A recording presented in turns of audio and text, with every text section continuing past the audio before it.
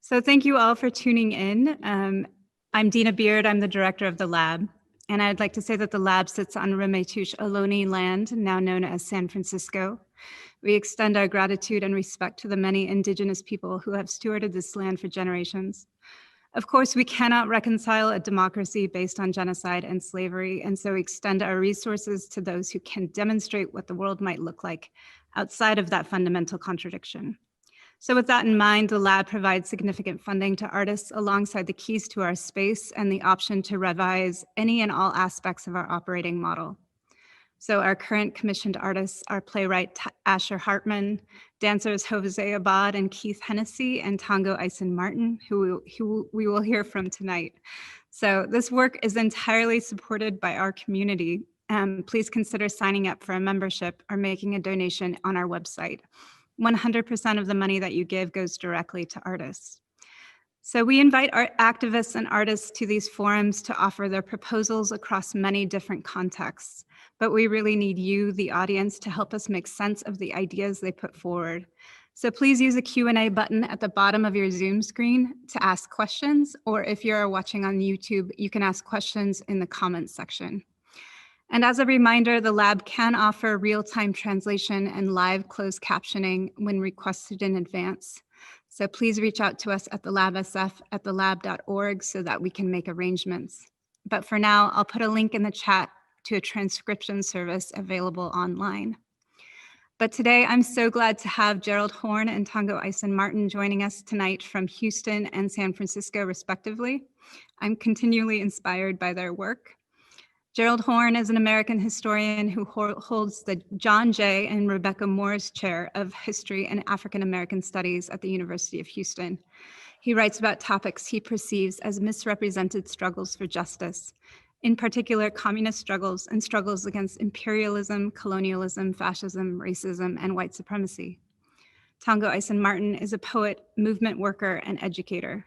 His curriculum on the extrajudicial killing of Black people, We Charge Genocide Again, has been used as an educational and organizing tool throughout the country. His latest book, Heaven is All Goodbyes, won a California and American Book Award and was shortlisted for the Griffin Poetry Prize. So with that, thank you, Gerald and Tongo, and I'll hand it over to you. Thank you. Much appreciation. Thank you to the lab and much appreciation to Dr. Horne for giving us the honor of this conversation. I think I mean there are a million there are a million elephants in the world right now, but I was wondering what your thoughts on January 6th. And, this kind of neo-Confederate tendency that seems to be getting better and better organized, or publicly better organized. Well, first of all, thank you for inviting me. Second of all, thank you for asking that question, because January 6th has been occupying a lot of my mental space for the last days or so. I think that to try to link it with our ostensible topic today, in many ways, when I saw the storming of the Capitol, I began to think of the storming of Native American villages, which helped to create this phenomenon known as settler colonialism.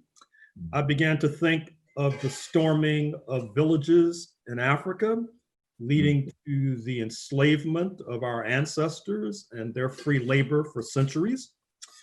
And I found it striking that Congressman Jody Hice of Georgia was amongst the number of conservatives who suggested that this was, quote, their 1776 moment, unquote. Now, I think that those words not only expose the reality of what happened in 1776. That is to say, as I said in my book, The Counter-Revolution of 1776, it was a far cry from establishing any sort of liberty, equality, etc. It was even a far cry from establishing equality amongst those of European descent. But certainly, I thought that what was at stake was an attempt to turn the clock back to the past. The only question is, how far back in the past would they like to turn back the clock? What I mean is that if you look at that term that's curiously absent from the vocabulary, even of those who consider themselves to be radical, I'm speaking of the term settler colonialism, which is this system that has been constructed in North America on unceded land. It involved a class collaboration between and amongst those of European descent, initially those of English, Irish, Welsh, Scotch, and Irish descent, for their mutual advantage and for the aim of pillaging and plundering the indigenous and ultimately enslaving the Africans. Now, what happened since that period began in the post-1492 period is that we, that is to say the Africans and the indigenous and our allies, were able to push back successfully to a degree and push for the abolition of slavery per 1865 and the retreat of Jim Crow or US apartheid in the 1950s. But simultaneously, even though some of the propagandists and their naive followers take the point of view that this process was embraced universally throughout North America, the fact of the matter is that there were revolts against this process. After all, there was a civil war that led to the deaths of hundreds of thousands in order to retain slavery. After Jim Crow began to erode, you had riots in Little Rock, Arkansas in 1957, where President Eisenhower had to send in federal troops. You had riots in Oxford, Mississippi, when the University of Mississippi was about to be desegregated, leading to deaths, to show you that it was not sectional or geographic. There were riots in Boston in the 1970s when there was an attempt to desegregate the schools. And so I think that what we saw on January 6th was just another revolt, another counter-revolutionary revolt, not unlike the mob action that overthrew Black influenced governments in the South post-1865, not unlike mob action that overthrew a Black influenced government in Wilmington, North Carolina in 1898, which, by the way, was on the front page of the Raleigh News and Observer, North Carolina's leading newspaper, this past Sunday, comparing 1898 with 2021. And I think that in many ways, it creates a crossroads. What I mean is that for the 1%, for the economic royalists, as they say, they had a nice hustle going. Basically, what happened is that they enlisted as foot soldiers the non-elite Euro-American working class and middle class to vote for the GOP, vote for the Republican Party, which in turn provided tax cuts and other giveaways to the 1%. But of course, the foot soldiers were not doing as well, and they revolted. Now, that leaves the 1% with the real jam, because they obviously have been relying upon a base that is stable as nitroglycerin, which is one of the reasons why belatedly you've seen many in the corporate sector, at least they say they're pulling the plug on giving further donations to certain Republican Party politicians. We shall see if they follow through on that. But I think it's clearly a response to the tumult, the sedition, the insurrection, the failed coup of January 6th. Also, January 6th will have enormous impact on the global standing of the United States. Keep in mind that we, the oppressed, always have to pay attention to what's going on globally, because we have been able to rely upon global allies to push on our behalf. And indeed, that's one of the weaknesses of our movement today, is that we don't rely upon global allies as much as we did, for example, in the period of slavery, as much as we did, for example, during the period of Jim Crow. Now, it's interesting that as historians of the future will no doubt note that as January 6th was unfolding, this attempt to prevent the transfer of power from one administration, Trump, to another administration, Biden, there was a certain unanimity of opinion between the two, setting aside their differences. That unanimity of opinion was regards to launching a new Cold War against China. Now, if you want, I can talk about how that evolved over the decades, but suffice it for now to say that that project now is in jeopardy. It's in jeopardy because A, on December 31st, 2020, Britain withdrew formally from the European Union, which removed Washington's main agent in the higher councils of the European Union from that body, thereby strengthening the role of the political force in the European Union, that is France, which more than most imperialist powers have been willing to buck US imperialism. And President Macron of France has been talking about strategic autonomy, which is one of the reasons why the European Union inked an investment deal with China just before January 6th over the objections of both Trump and Biden, which suggests that the European Union will be unwilling to enter this new Cold War against China. If the European Union does not enter this new Cold War against China, I don't see why Japan and India will, or any other major power, which thereby jeopardizes that project and accentuates the point that as a result of the pandemic, which hampers our ability to talk face to face, there have been approximately 4,000 to 5,000 deaths in the 1.5 billion strong Chinese population.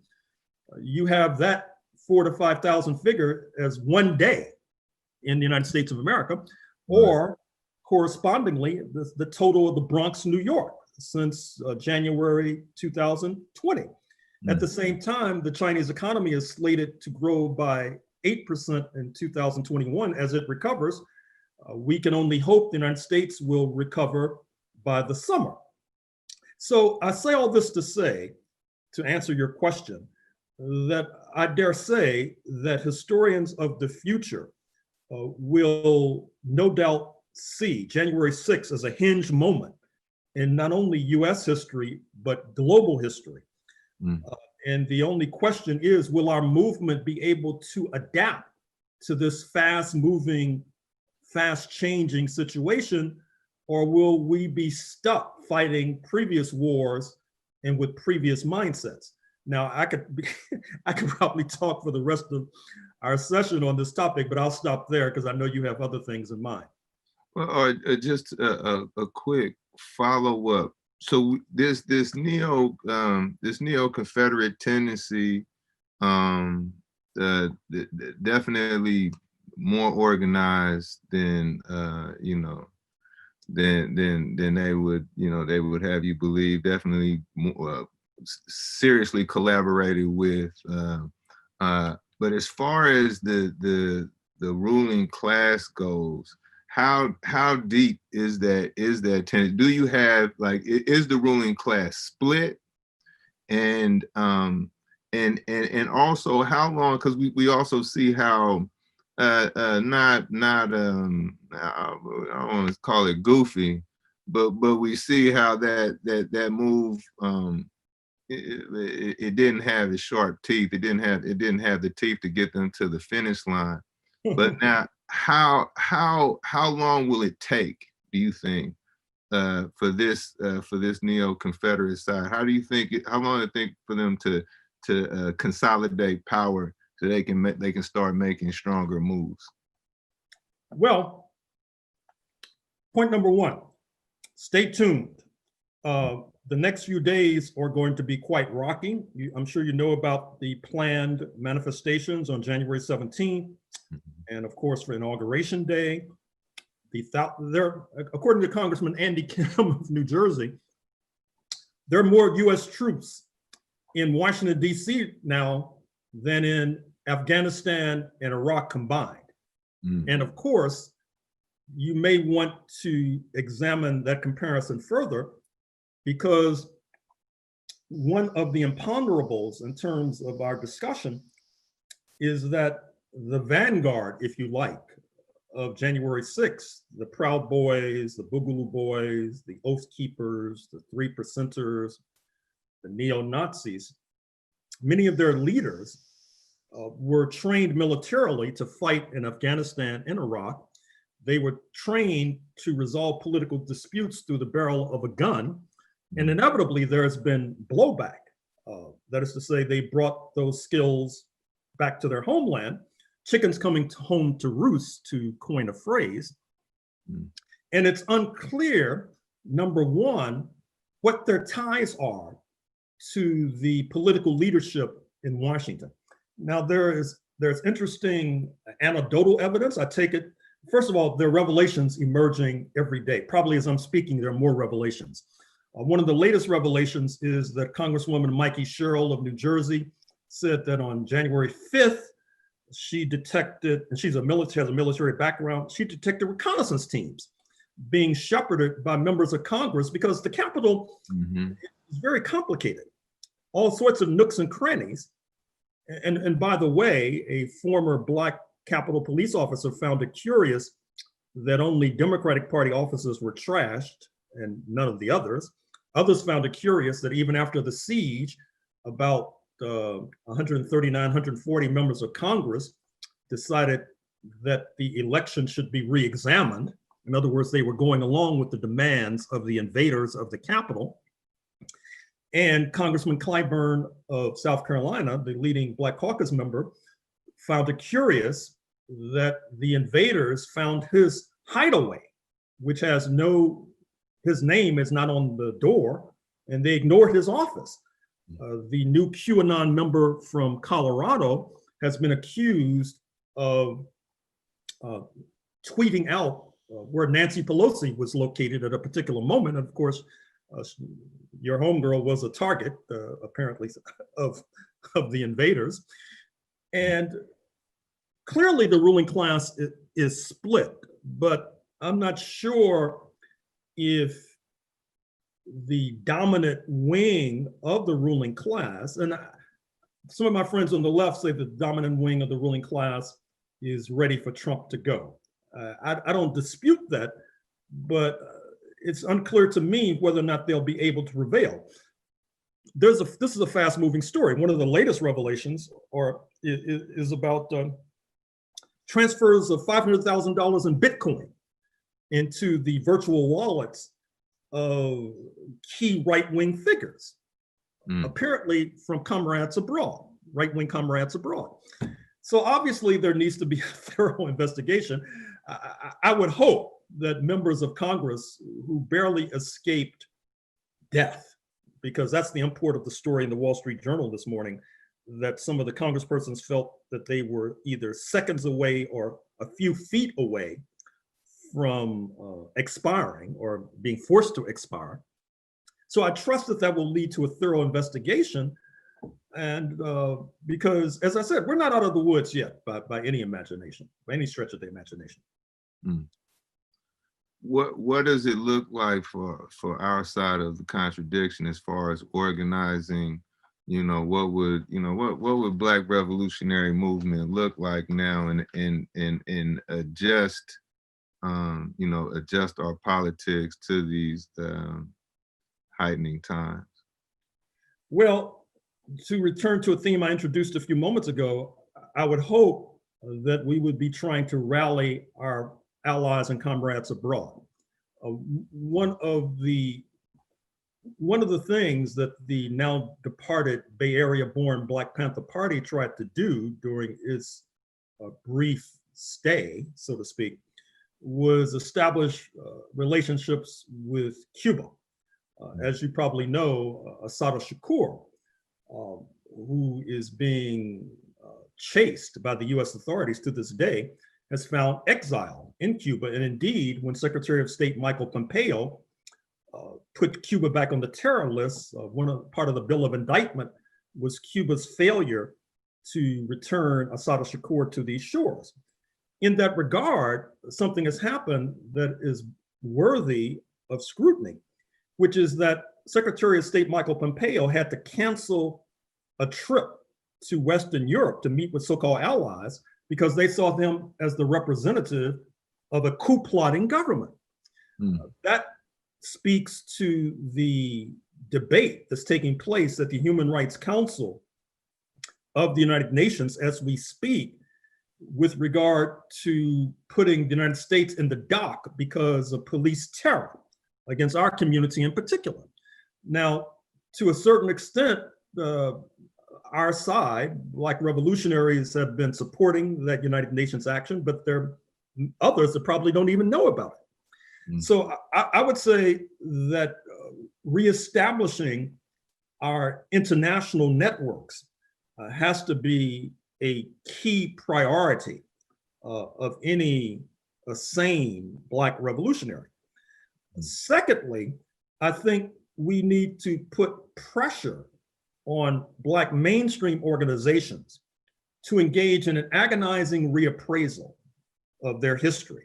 What I mean is, I've written at length about how during the previous epoch, the Cold War and the Red Scare, the NAACP, which should have been operating like a pre-1994 African National Congress of South Africa, that is to say, a church with many pews, including communists and capitalists alike, instead purged the left, turned its back on Paul Robeson, the great entertainer, revolutionary singer, turned its back on William Patterson, born in San Francisco, approximately 1890, by the way, who was Robeson's closest comrade, and of course filed the original genocide petition with Robeson in 1950 at the United Nations without any support from the NAACP.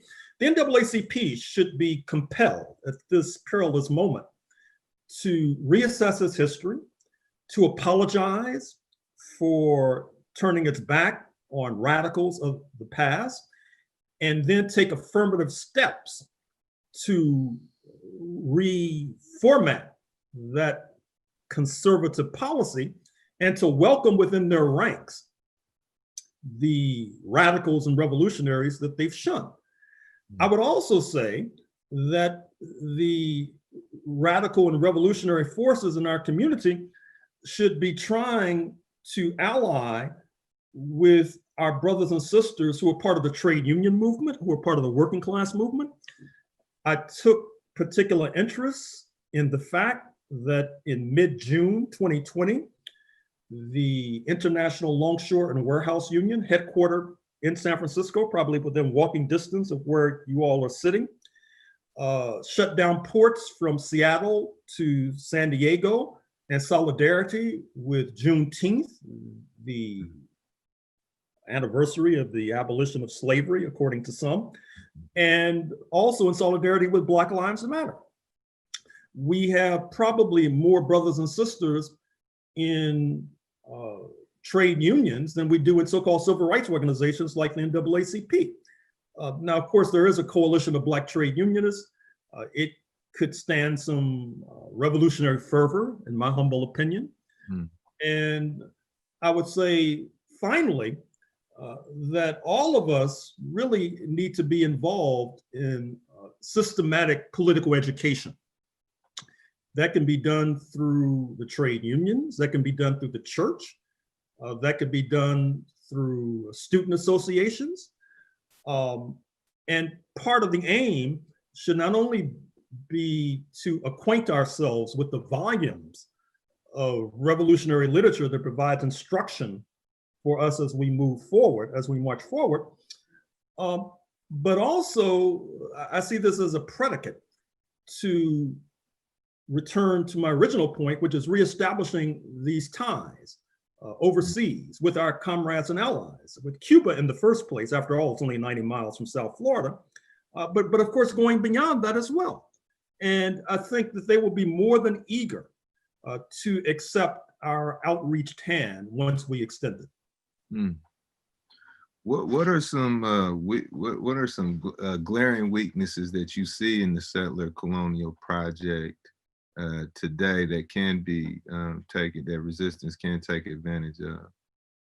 Well, one of the reasons that I've been emphasizing in my discussions of January 6th, and by the way, you can find them at The Real News, you can find them at analysis.news, you can even find it on Deutsche Welle, German television, my analyses of January 6th, is that January 6th, as I said, represented in some ways a defect of settler colonialism, because the project was based upon apartheid principles, but because of our struggles and the changing global conditions, the settler colonial project has been forced to make halting steps away from those apartheid principles. And as a result, the currency that is whiteness is not as valuable in 2021 as it was in 1960, for example. And to me, that undergirds the revolt. It reveals the fracture between the overwhelmingly Euro-American ruling elite and their foot soldiers. And that's one of the reasons why I've been stressing prosecutions of these miscreants who invaded the Capitol, not only because they violated the law, that's just one aspect, but also because I think it'll introduce tensions within the Republican Party coalition. And right now, since we're on the defensive, we cannot rely solely on our being on the offensive in order to erode or overturn their rule. We also have to play on the contradictions within their coalition, which means pushing measures like prosecutions that will introduce strains within the Republican Party coalition and hopefully will cause them to split. Right now, because our movement is on the defensive, one of our strategic objectives should be helping to foment a split in the ranks of those we are confronting. Because if they are not united, if any group is not united, it's going to be difficult for them to move forward. And so I think certainly we should play upon that. Certainly we should be encouraging a fuller investigation by many different bodies, include not only US bodies, but some of the most interesting details I've gotten about January 6th have come from this German publication, Business Insider, which, by the way, interviewed the peers in Western Europe of the national security establishment. And they came to the conclusion that January 6th was not a failure of security, it was a failure of a coup. This is a business publication in Western Europe. So we need to be encouraging all manner of investigations, because more details will come out that hopefully will allow a crackdown on our opponents, just as they would like to crack down on us, by the way. We'll beat them to the punch. And likewise, Cori Bush, the incoming congresswoman from St. Louis, has filed a resolution calling for the expulsion of members of Congress who were involved in coup plotting. Names that come to mind include Congressman Paul Gosar of Arizona, Congressman Mo Brooks of Alabama, Congressman Andy Biggs of Arizona.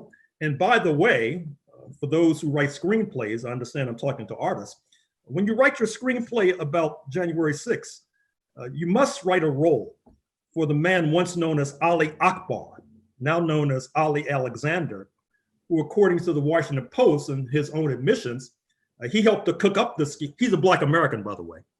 He helped to cook up the scheme with Biggs, Gosar, and Brooks, by the way. And so we need to talk about expulsions of those members of Congress, and if not prosecutions, they need to be measured for orange jumpsuits. And similarly, the Agent Orange, the oaf in the Oval Office, Mr. 45, he may be able to pardon himself to escape federal charges, although that's of dubious legality. But certainly he won't be able to escape state charges. I know that the authorities in New York, in New York City, and New York State are investigating him. The authorities in Georgia are investigating him because of that curious phone call that he made on January 2nd to the Secretary of State of Georgia, trying to get him to commit a felony to come up with fictitious ballots so that he can win Georgia. And I think that another way to introduce strains in the Republican Party coalition is to go after these leaders, because it's clear that there is now a split with regard to Mr. Trump, although Mr. Trump still has majority support, I would say, within the party.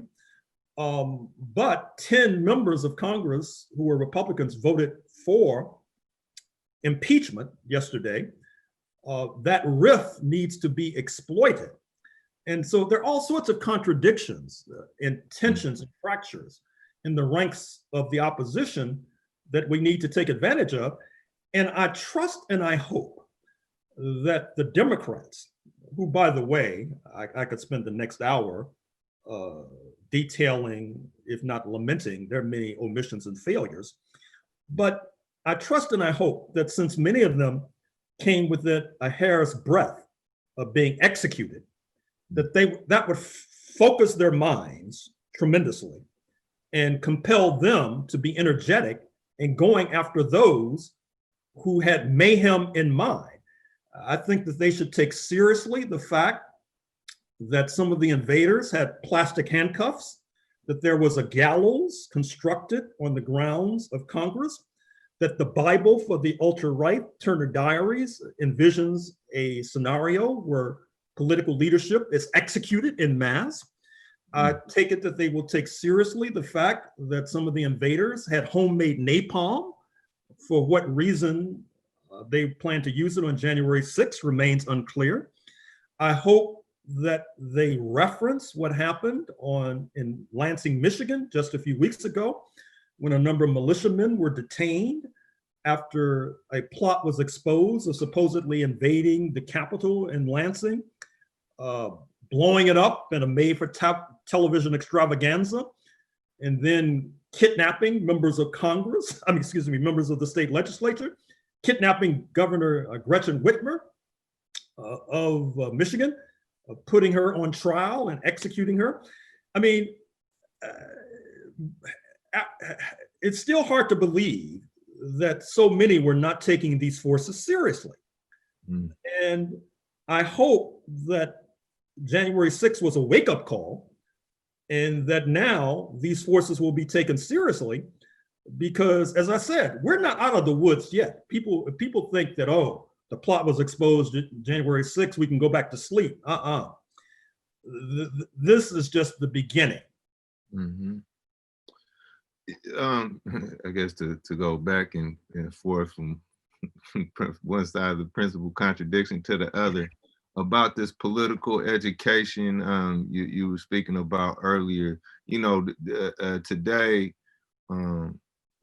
we have internalized, you know, so much ruling class hegemony.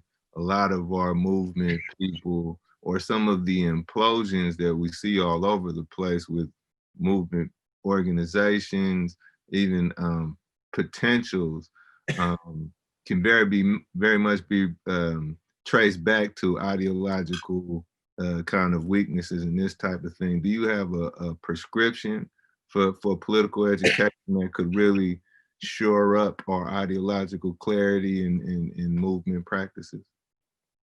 Well, it's interesting. We have all sorts of resources in this country.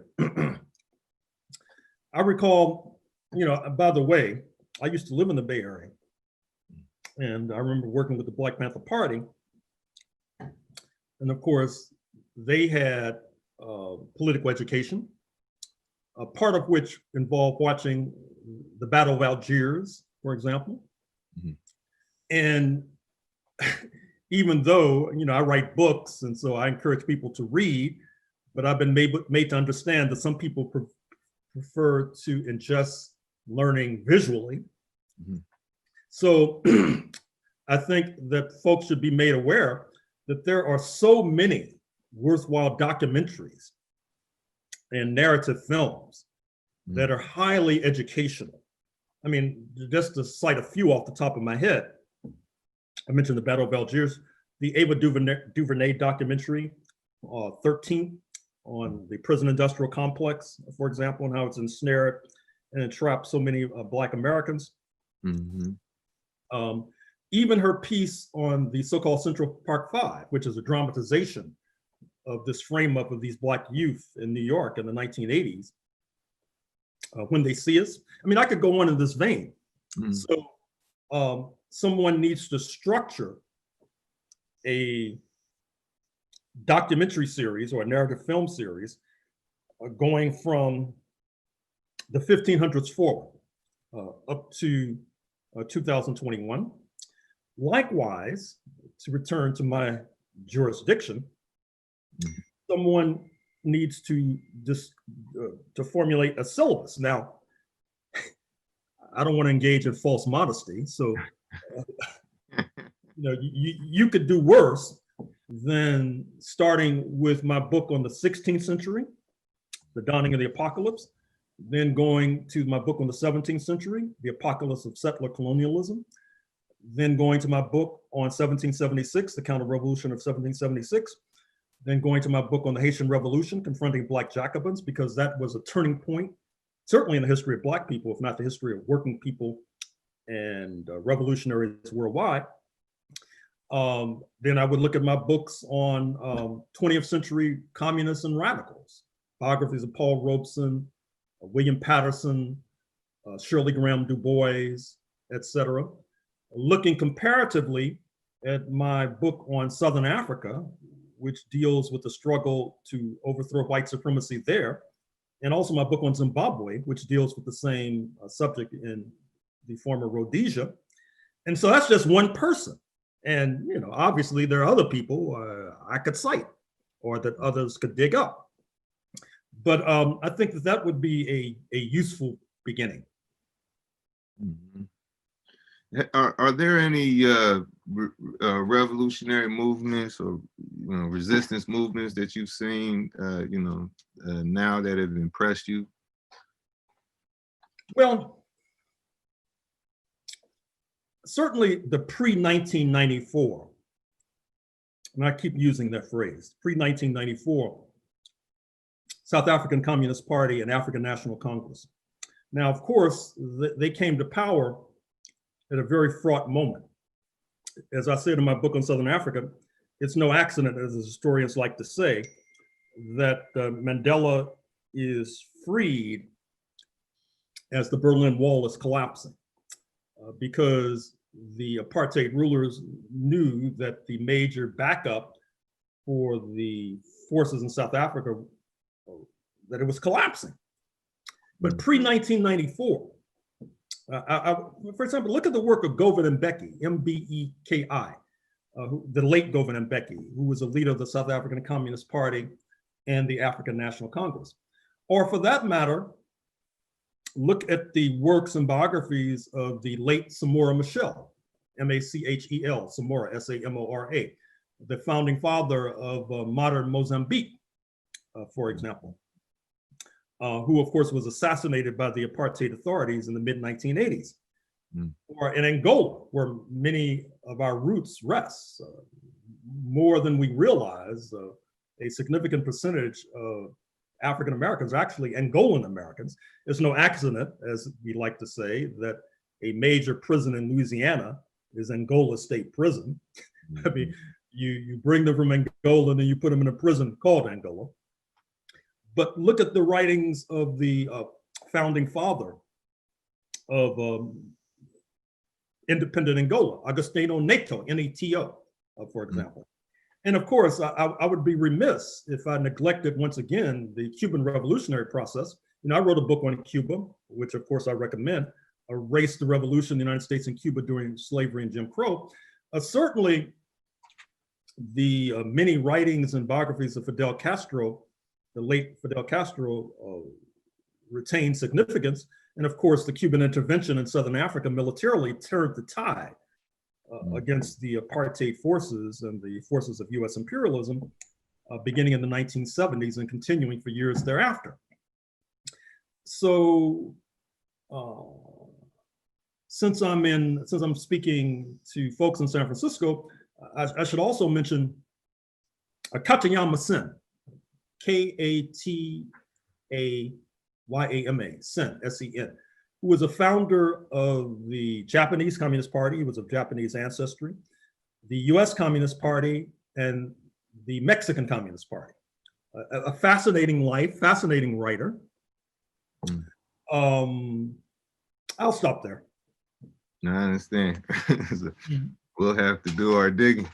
You know,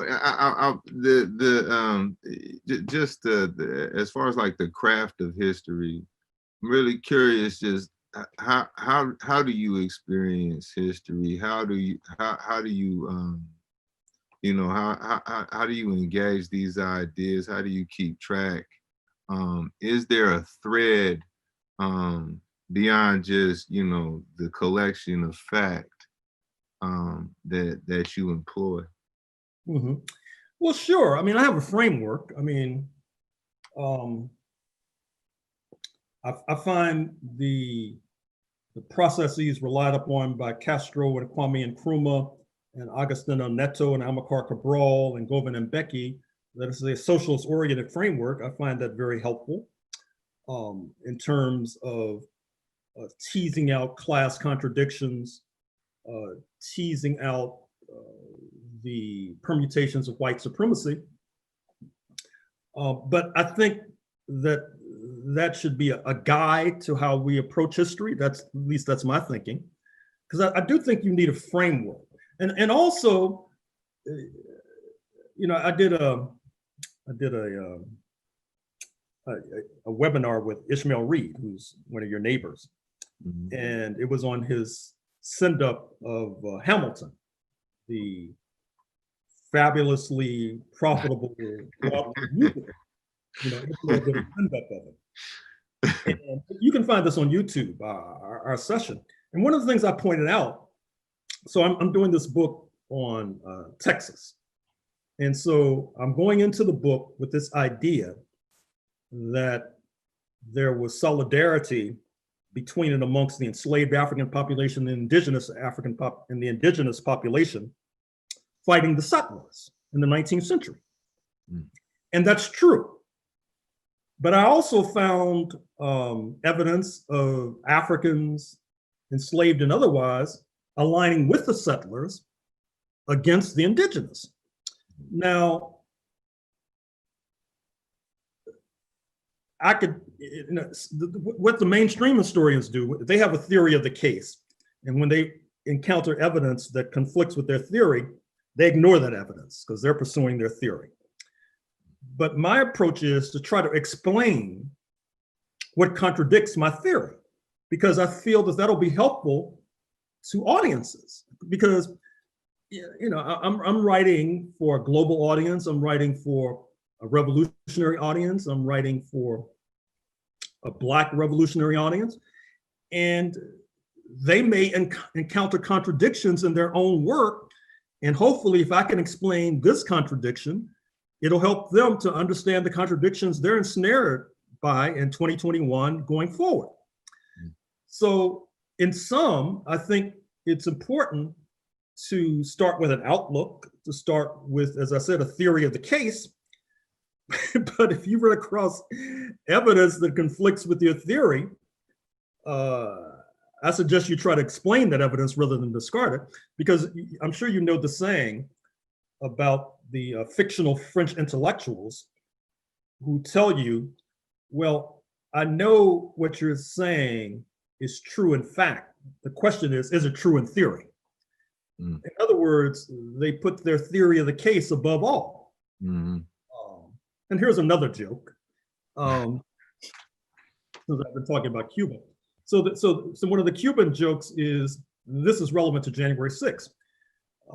Why is there so much political instability in Latin America and Africa and not in the United States? The answer is there's no US embassy in Washington, DC. Now, that joke takes on added meaning because once again, I think that January 6th represents chickens coming home to roost. You can't be sending agents and soldiers abroad to overthrow governments to resolve political disputes without them deciding that that's what they should do in their homeland. Mm-hmm.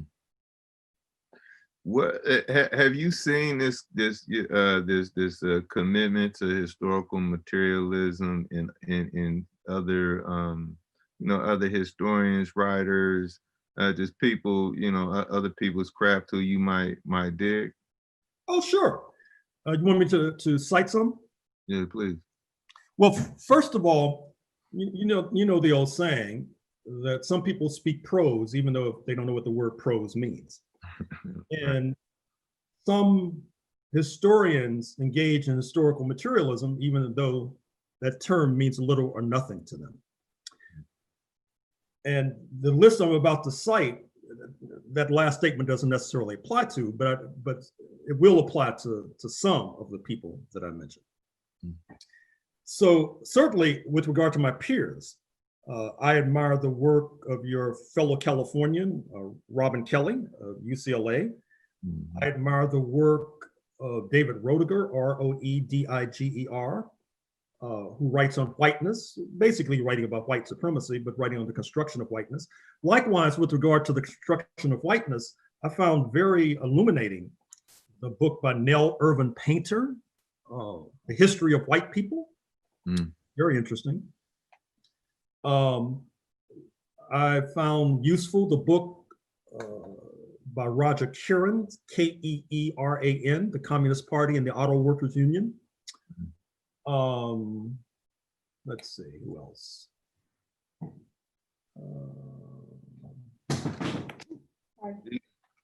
Do you have any do you have any kind of advice for those who want to integrate more, or who better integrate more kind of dialectical materialism into their work? How they can how they can begin to do that, or what might they need to do?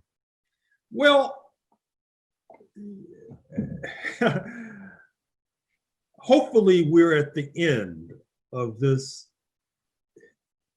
1991 marks the 30th anniversary of the collapse of the Soviet Union, which of course was celebrated in Washington, and of course helped to inaugurate a period of neoliberalism and savage attacks on the living standards of the working class and fierce persecution of Black people in terms of the construction of the prison industrial complex. But before, even during that period, but certainly before 1991, and even after, I would always recommend to students these 3 volumes by Maurice Cornforth, late of the British Communist Party. Cornforth, Cornforth, just like it sounds. They're thin little books, but very revelatory. Historical materialism, dialectical materialism, and the theory of knowledge. And I used to recommend those. I even used to have copies I would give away to people. Maybe I probably should start doing that again. But that's what I would recommend. Because as I said, I mean, charitably speaking, we've been in a state of suspended animation for decades now. Perhaps more realistically speaking, there's been enormous regression. So a deep hole has been dug for us. And hopefully, as I said, January 6th is a hinge moment. I would like to think that people are waking up, that the sight of a failed coup is enough to wake up even those who are deep in slumber. I would like to think that.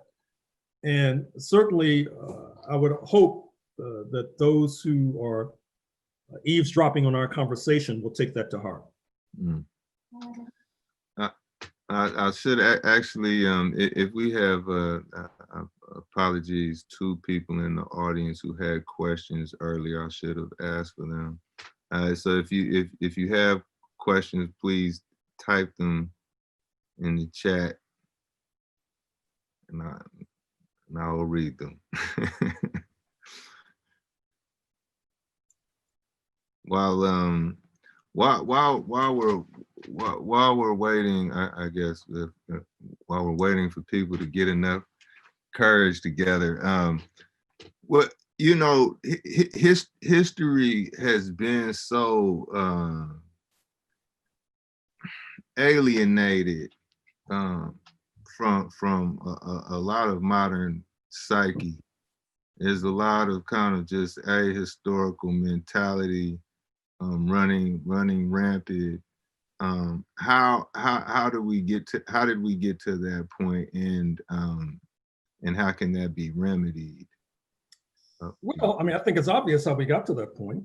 That is to say that the US ruling elite, I mean, it's like an 18th century army, which retreats when forced to, but then digs in.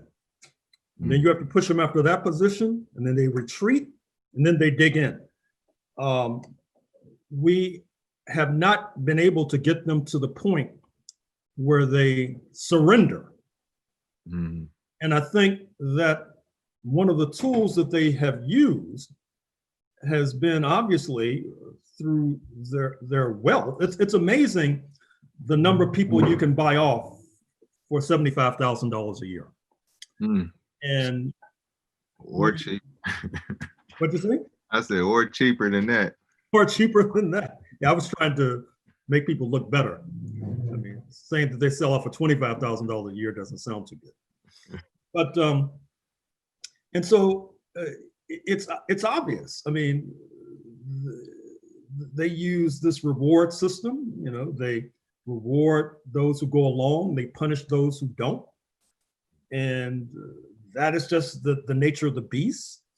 And part of the reward system is steering clear of any sort of radical or revolutionary thinking, not to mention radical or revolutionary action, and punishing those severely who are so bold as to ignore their precept about steering clear of revolutionary radical action.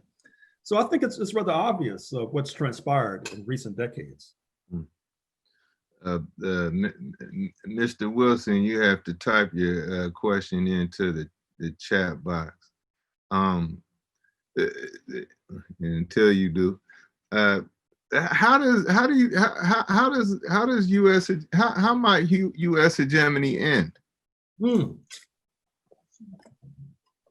That's a difficult question to answer,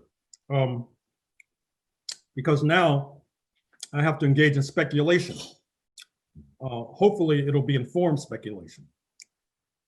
But I think that's what's happened. Obviously, the United States miscalculated severely. As a matter of fact, in my book on the 16th century, I talk about how during that period 500 years ago, at least with regard to Europe and the Atlantic Basin, the major powers were Muslim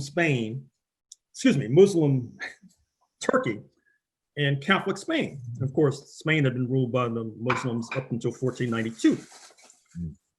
But what happens is that the Ottoman Turks, in some ways, they underestimate Protestant England, which is a minor monarchy on the fringes of Europe, in pursuit of trying to destabilize their main antagonist, Catholic Spain.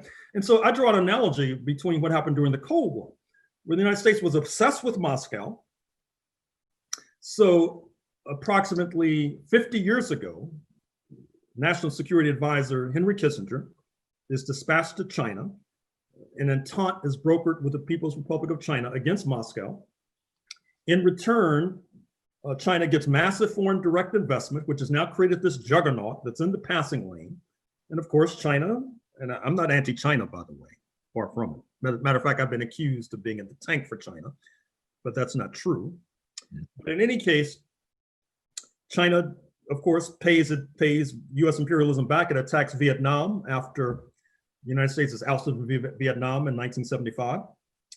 And now the United States is trying to, as I said, launch this new Cold War against China. I don't think it's going to work out, but I've been wrong before. But if it doesn't work out, you'll see, it seems to me, if the labor movement is not energized and the Black revolutionary movement is not energized, you're going to see an increasing collapse in the living standards of people of the United States. It's unclear if that contradiction can be resolved through war, because that didn't work out very well in Afghanistan, in Iraq, nor Libya.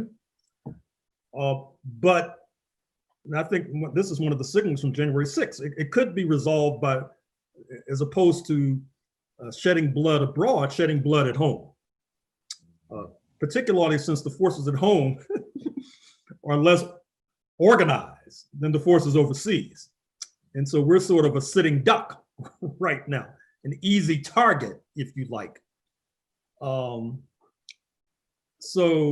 But if that process unfolds, I don't see it ending very well, even for the US ruling class.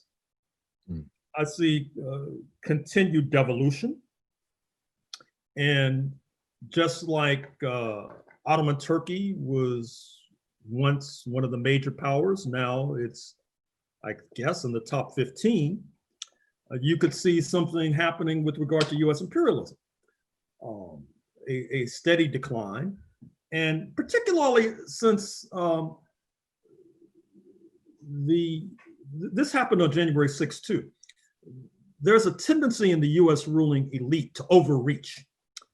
You saw that in 1861, when Lincoln was willing to cut a deal with the slave owners, but no, they wouldn't accept the deal.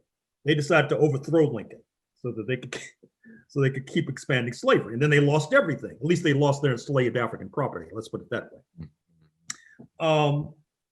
And I see January 6th as an overreach as well, or at least I hope it turns out to be an overreach. It's too soon to say, but it looks like it was a classic overreach that will lead, if we organize properly, into imprisoning many of our opponents, weakening our opponents, and then moving forward. Again, I want to extend the invitation to write questions in the chat box. What are prospects of global revolution, of a defeat of ruling classes worldwide? Well, the easy answer is, in the long term, we're optimistic.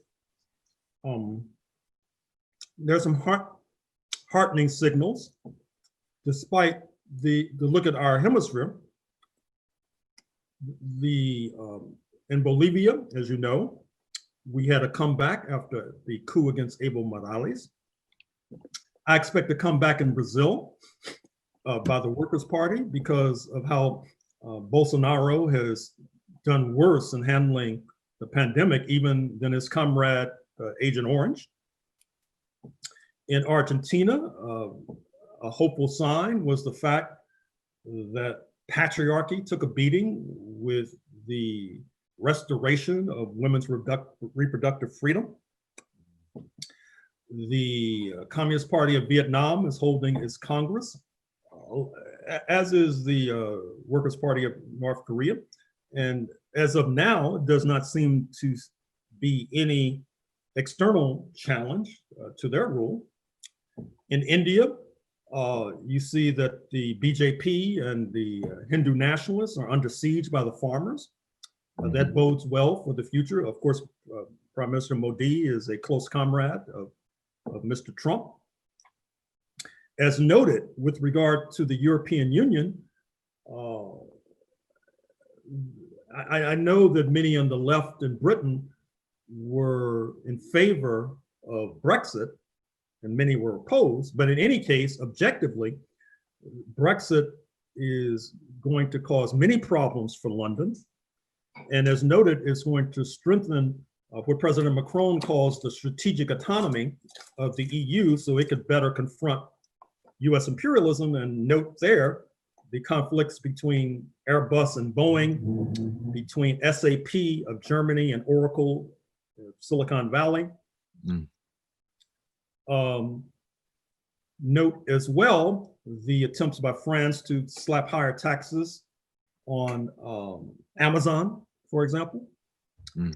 So I'm reasonably optimistic about the future because I'm optimistic about the increasing crisis of U.S. imperialism, which it seems to me will mean a crisis for world imperialism, and ultimately would be a boost for revolutionary forces. Mm. So I figured out where the questions were going. Apologies, for my lack of savvy. We have a question here. What are your thoughts on the oppression of women, and what are your thoughts on the concept of intersectionality? Well, intersectionality is not necessarily a new idea. If you look at the writings of Trinidad-born Claudia Jones, who of course was a leader of the Communist Party of the United States before being deported back to London, where she becomes a leader of the Black community in London about the late 1950s. I mean, she was talking about what amounts to intersectionality and triple jeopardy as early as the 1940s. So certainly that's a concept that is worthy of further interrogation and further support. With regard to the first half of the question, I would point the questioner to my biography of Shirley Graham Du Bois, who was one of the leading radical revolutionary figures of the 20th century. In my biography, I give her credit for helping to move her better known spouse, W.E.B. Du Bois, to the left. And of course, I've written on W.E.B. Du Bois too, just as a footnote. And I would say that part of what's happening today with regard to the pandemic, as is well known, is that it's not just been a recession or a depression, it's been a she-cession. That is to say, it's had a particularly devastating impact on working class women who find that they're now engaged in double duty. That is to say, assuming that they have a job, trying to do their job, and then finding at home the burden increases in terms of trying to shepherd their children, assuming they have children, in terms of their own instruction, for example. I think as well that on the other side of the ledger, that one of the disturbing aspects of the current conjuncture in the United States is the role that a number of Euro-American women have played in terms of building up the reactionary forces. And by the way, I talk about this in my 16th century book, because in my 16th century book, if you'll notice, even though there's this idea that the English get involved with enslavement of Africans in 1619, I push it back to the 1490s, with the early enslaved in London basically being the equivalent of labor-saving devices. That is to say, imported as unpaid servants into the homes of affluent European women, which helps to plant the seeds of anti-Blackness, racism, reduction of consciousness about gender oppression, etc. And in fact, there is a scholar right across the bay at UC Berkeley. What's her name? Stephanie Rogers, I think. She just written a book on Euro-American women and slavery, pointing to their pivotal role in terms of they were her property too, or something. Yeah, that's it. Something like that. Yeah. Mm-hmm. And I think that helps to provide historical perspective for this so-called Karen phenomenon that you read about so much in the press. So, I mean, I could go on in this vein, but I'll stop and take the next question. Another question, what are your thoughts on Afro-Pessimism? Well, I'm an Afro-optimist, basically. I'm familiar with that literature. I don't subscribe to it. Part of that literature has the defect of a lot of literature in the United States, is that it's not internationally grounded. But sure, if I were just looking at the United States with the strength of US imperialism, the strength of white supremacy, the weakness of the trade union movement, the weakness of the radical revolutionary movement, I'd be a pessimist too. Matter of fact, I'd probably call myself a mega Afro-pessimist. Introduce a new, but you know, I don't just look at the United States. I'm trying to look at the world, and see, they don't look at the world. And some of them, when they do look at the world, it seems to me they're fabricating and fictionalizing, but that's another story for another day.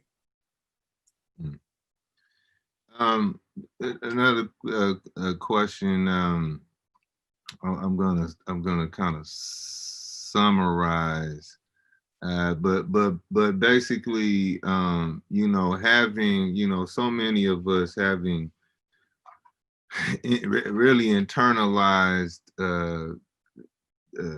white supremacy, fascism, and pretty much, you know, practice it day in, day out. How do we, you know, how do we address that? How do we address that destruction of our psyche, and the prospect of white supremacy without white people? Well, I would only refer to some of my previous responses. I mean, I think it has to be done organizationally. I mean, on the positive side, if you look at the past 60 years, we've had tremendous victories over white supremacy. And certainly, I think that those victories came by dint of organization. They came by dint of militancy.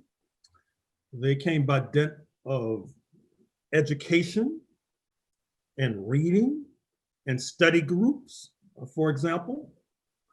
And I think that that particular recipe is the recipe we need to utilize going forward.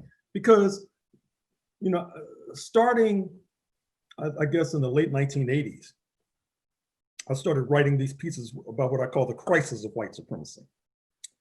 And that crisis, to me, has accelerated in recent decades. And one of the questions, I wish some of these Afro-pessimists, for example, and many Black scholars and revolutionaries in general, would answer this simple question. What are the prospects for white supremacy in the 21st century, given the rise of China? Now, usually when I ask that question, people start acting like, well, China will be white supremacists too, which shows like a lack of imagination. It's almost like you're so into this thing that you're going to turn everybody into white supremacists because you don't want to study, you don't want to read, you want to assume that what you know now, it will be good for all time, which is not true. You have to keep studying.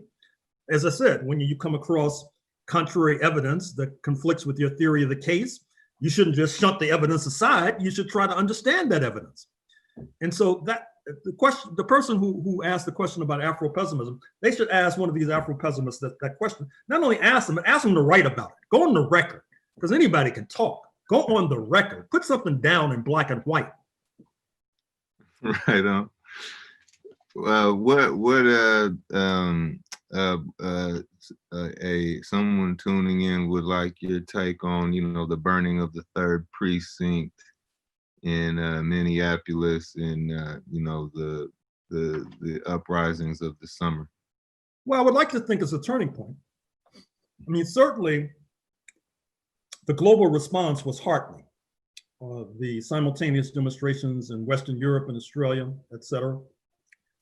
The black eye, pardon the expression, administered to US imperialism as a result of George Floyd's killing and the subsequent protests. The fact that that gave energy to what I've already made reference to, the debate at the Human Rights Council of the United Nations in Geneva, Switzerland.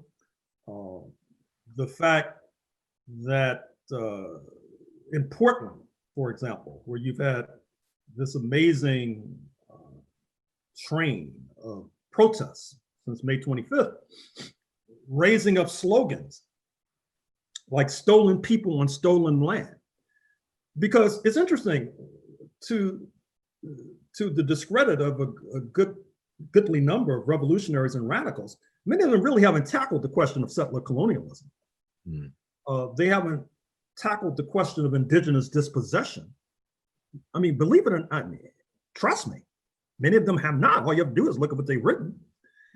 And I think that I've seen since May 25th, particularly coming out of Portland, but not only Portland, an increasing attention to the fundamentals in this country being settler colonialism and native dispossession in the first instance.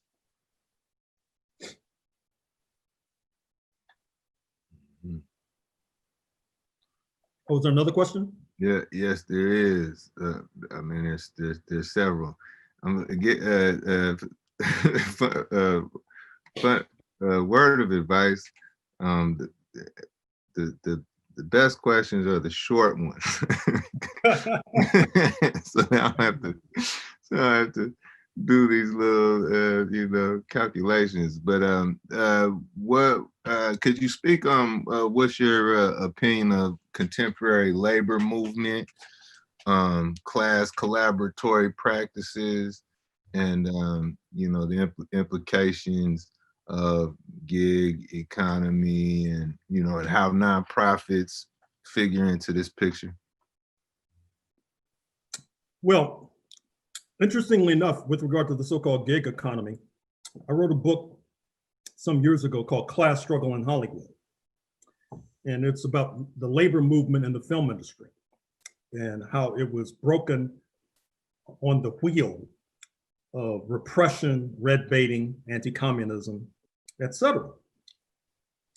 And that helped to contribute to what I call the Hollywood mode of production, whereby, unlike in some studios where you had carpenters, electricians, even actors as wage workers, you convert them all to so-called contractors, and hardly with any benefits, and they're supposed to be small business persons. And in a sense, that anticipates Uber, Lyft, DoorDash, and anticipates the referendum on the ballot in California in November 2020, to understand that Uber, Lyft et al. Won. And with regard to class collaboration, the particular problem in the United States is that the country, as noted in my previous remarks, was built on class collaboration. I mean, settler colonialism is class collaboration. And as I've written previously, class collaboration is one of the highest forms of white supremacy, and white supremacy is one of the highest forms of class collaboration.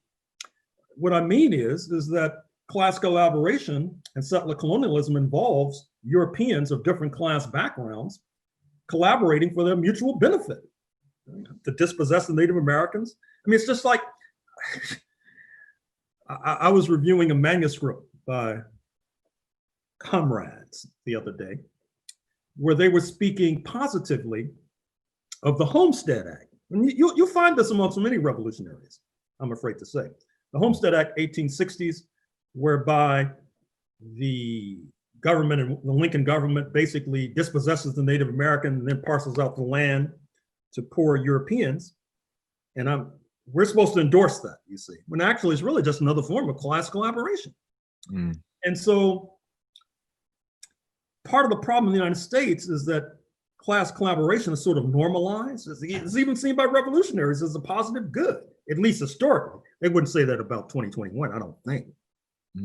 And so that makes it very difficult because, once again, to circle back to January 6th, it was a classic example of class collaboration. You had people flying in on private planes, you had CEOs, and you also had working class police officers, transit workers, firefighters, you had lumpen elements, you had unemployed. Almost all of European descent, although screenplay writers pay close attention to Ali Akbar, Ali Alexander. He Needs to won't be get away. investigated. What's his name? I said we won't let him get away. No. But it's a classic example of class collaboration. That's why I would like to think that January 6th represents a kind of dying gasp of class collaboration. I would like to think that, but time will tell. I don't know how much more time we have, and I don't want to hold you. I want to hold you forever. I think that there was one interesting question that might be groovy to conclude with. Just someone wanted to know what did you want people to what do you want people to walk away from this conversation with? Is there anything you'd like to emphasize again? Well, sure. I would emphasize again,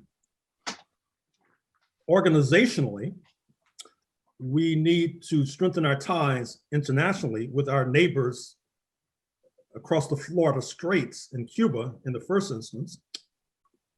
We need to give aid and support to our allies in Geneva who are now pursuing US imperialism with regard to police terror, leading to a best case scenario of sanctions imposed on US imperialism because of its atrocious treatment of Black people, shooting us down like dogs in the streets. I would like to see more study. I get paid so far to be a teacher and a writer, so I would be remiss if I did not underscore that. I gave out a sort of mini bibliography during the course of our discussion, and for those who are not inclined to reading, they find it very 20th century. There's a whole passel of films and documentaries that you could spend the rest of your life, if you were so inclined, screening very worthwhile documentaries and narrative films. Our filmmakers and our artists really need a pat on the back, for especially the documentary filmmakers, because there's so many obstacles. You got to get funded, then there's distribution, but yet they keep churning out this great work. It's, just today I read a review of a documentary I plan to watch. I haven't seen it yet, entitled MLK/FBI, obviously about Martin Luther King and the FBI, by Sam Paul. It sounds very worthwhile. Look at there's just so many documentaries. Anyway, so I would also say that with regard to you folks in the Bay Area, that you have a special obligation since Nancy Pelosi is one of your neighbors. So I would hope that you would keep her feet to the fire and make sure that there is a thorough investigation of this attempted coup of January 6th. I would hope that she would want that, because supposedly they were searching for her. So I would hope that provides her incentive, but you never know with these folks, So keep her feet to the fire with regard to January 6th. And of course, we need to organize more unions, more tenants unions, more student unions, more unions. In terms of churchgoers need to have study circles within the church. For example, my book on the 16th century, a lot of that's religious history that the church religious community should really pay careful and close attention to what's in that 16th century book. Matter of fact, all believers should pay close attention to what I say in the 16th century book, but particularly Christians, meaning Protestants and Catholics, particularly Muslims, particularly the Jewish community. they need to pay close attention to that book, because I'm afraid to say that part of the crisis of the 21st century has its roots in the 16th century, when religious conflict was all the rage. And to make a long story short, part of how these religious contradictions were resolved was through the construction of race, with people of different religious backgrounds uniting in this new identity politics called whiteness for their mutual advantage vis-a-vis the indigenous population of the Americas and the enslaved Africans. And in a nutshell, that's how we got to this point of crisis. Well, man, we, greatly appreciate you putting up with me. And right on. And thank you everybody who tuned in. Also, apologies to everybody whose question we didn't get to. There were actually some beautiful questions in there. We'll just have to figure them out together, So I don't know if we also want to thank the lab. I don't know if Dina want to come back on here and. Dina, it's your cue. Thanks everyone for joining, and especially Gerald and Tongo. That was such a beautiful talk, and I think one of the best I've heard about the situation we find ourselves in today. So much appreciation to the both of you. Thank you. Thank you. So I can sign off now, right? Yep. Have a great night.